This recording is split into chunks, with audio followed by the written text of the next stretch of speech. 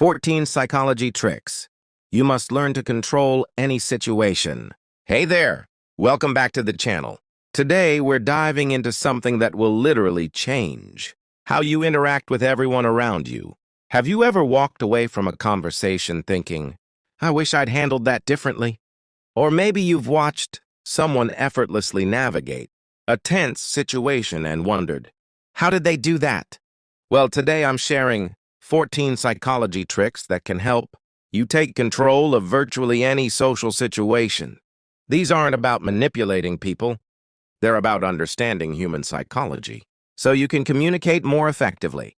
Let's get started. Number 1, the Benjamin Franklin effect. Counterintuitively, asking someone for a small favor makes them like you more, not less. When we do something for someone, our brain justifies it by assuming we must like that person. So next time you want to build rapport with someone, don't just do things for them, ask them for a small favor instead. Number 2, the power of silence. When someone is done speaking, count to 3 before responding.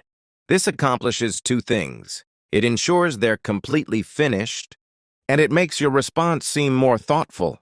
Most people rush to fill silences, but mastering comfortable silence gives you tremendous power in negotiations and difficult conversations. Number 3, mirroring. Subtly mimicking someone's body language, tone, and speaking pace creates subconscious rapport. This technique, called mirroring, makes people feel understood and comfortable. Important note, keep it subtle. Obvious mirroring comes across as mockery, not connection. Number 4, the foot in the door technique. Start with a small request before making a larger one. When someone agrees to a small favor, they're more likely to agree to a bigger one later. This works because people aim to be consistent in their behavior. Once they see themselves as helpful to you, they're more likely to continue that pattern. Number 5, the pattern interrupt. When you do something unexpected, you momentarily break someone's thought pattern, making them more receptive to new ideas. Use this to diffuse tense situations or to redirect conversations that have gone off track. Number 6, the name drop.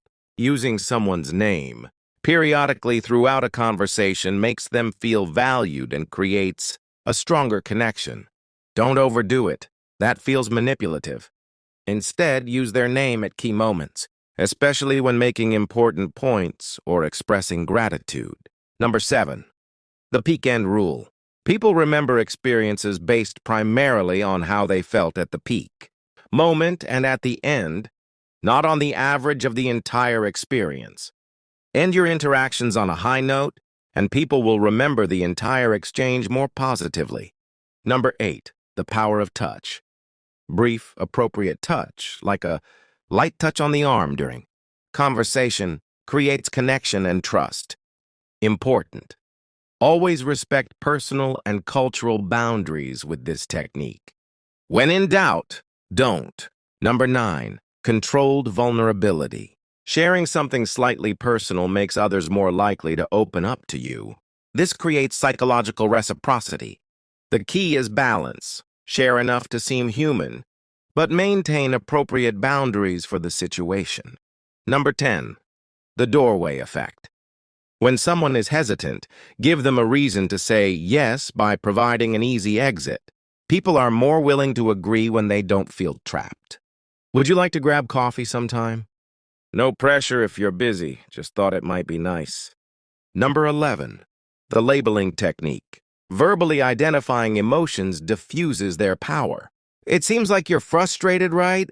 Now acknowledges feelings without escalating them. This works in negotiations, arguments, and even in managing your own emotions. Number 12, the but eraser.